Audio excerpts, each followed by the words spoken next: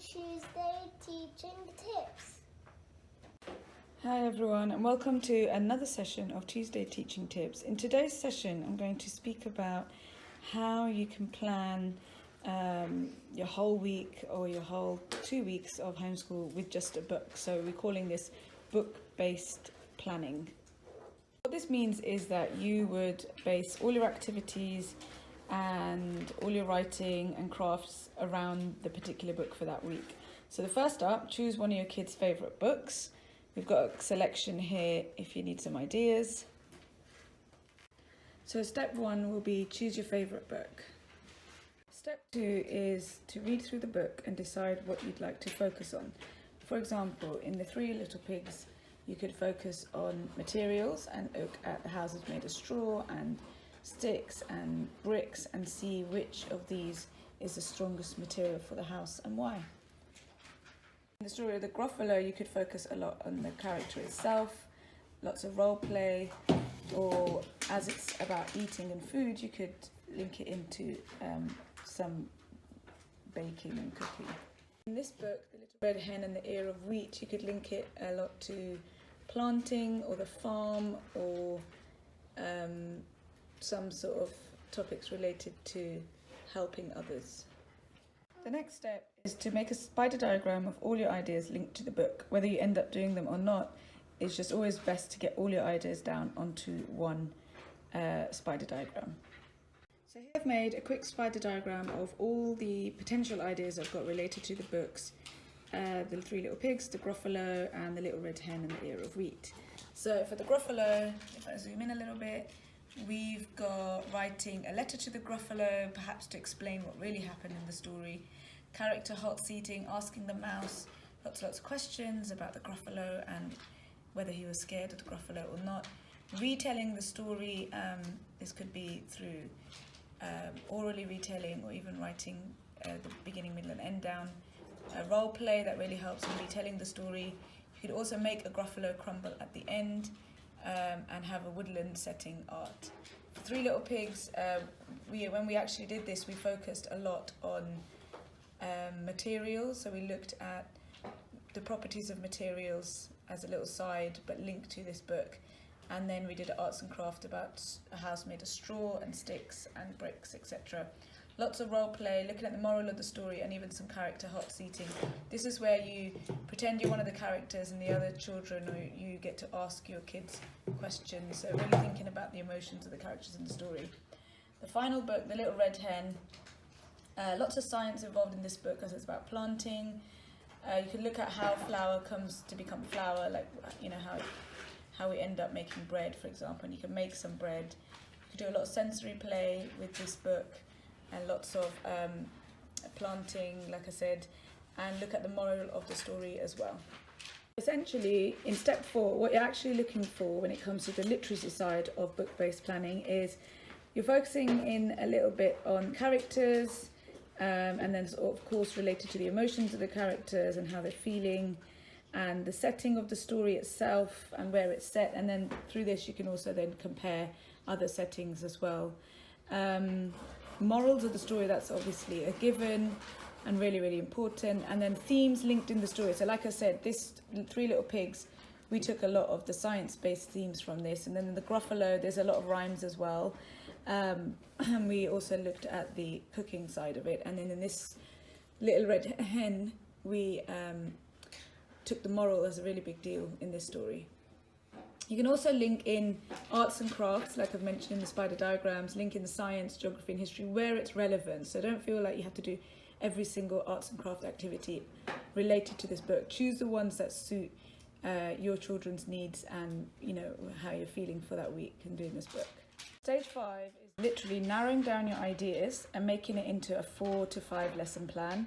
So rather than deciding to do every single idea on the spider diagram, you want to see how your small ideas flow into one another to help make sense for the kids. So first up, the first session would most likely be reading the story. You can also start the session without reading the story. Like for example, for the Little Red Hen, you could have visited a farm or you could have made some bread and then decided you're doing the book. So either way, but the first or second session is going to be reading the story. Depending on your age group, it also depends on how, if you'd incorporate reading the story and retelling the story within the first lesson. So for your younger kids, you might want to do the first day as just reading the story. That's children under 5, but as they get older, between year 1 and 2, you can actually read the story on the first day and then also let them retell the story. So in the past, what we've done is we've gone straight into role play.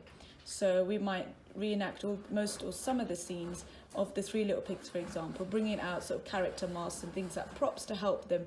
You can role play yourselves as the actors, or you can role play using a small world scene, which should have like a setting set up, a little box or a tray showing the setting of the Three Little Pigs, a little house made of something that looks like a house made of straw and bricks and sticks, and then little characters depicting the pigs and the wolf. Yeah, that's right. So that's how you could do that. So I would say lesson 1 could be read the story, or it could be read the story and retell the story in the same session. Lesson 2 is totally up to you how you want to take this.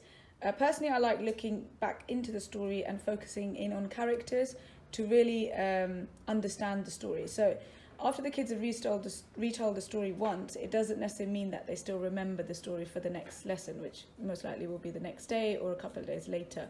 So with lesson 2, I would focus in on a character and look at their role in the story, how we think they felt at certain parts of the story.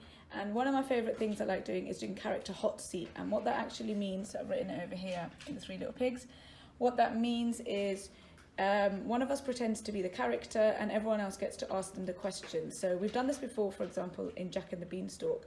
And the key question that everyone says to Jack is, why did you steal things from the giant? And it really creates a really good discussion, especially about talking about morals of the story and just general discussion and getting a feel of the character. It's a really good way to go about with lesson 2. It's lesson 1 and lesson 2 of the book-based planning, and we still have not moved on to writing, and that's a good thing because you want the kids to really enjoy the story at the beginning. So they've read the story, they've now role-played the story, they've now really got into character with the story. I still don't actually get into writing. So the third lesson, it could be linked to one of the creative activities. So for example, in the Gruffalo, you could make Gruffalo crumble. And it wouldn't just be a creative activity, it would actually be one linked to the story, and you would use the words from the story where the I don't know if you know this book, but where the mouse describes what Gruffalo crumble is. And then, with the Three Little Pigs story, you could look at doing an arts and craft related to the houses that the pigs made out of straw and sticks and bricks. By now, your kids are on the third lesson of the book. They probably know the book really well, especially if they've really got into the role playing and retelling the story. And now you must have retold it again when you did your arts and crafts linked activity. The 4th and the 5th lesson is where I like to actually bring in the writing. So I try and give the book-based planning week at least a good few days of where we just solely focus on the book. So by lesson 4, I might have an activity where they're retelling the whole story, so they're writing the beginning, middle and end, if that's the focus of that week. I might have an activity, like for example, I've said we could write a letter to the Gruffalo explaining how the mouse tricked him, or we could, in the Three Little Pigs story, write a letter from the wolf, I guess, apologising or something. You might actually find that having 2 days of writing on 2 different areas of the story is a bit too much for your kids, depending on their age. So don't feel like you have to.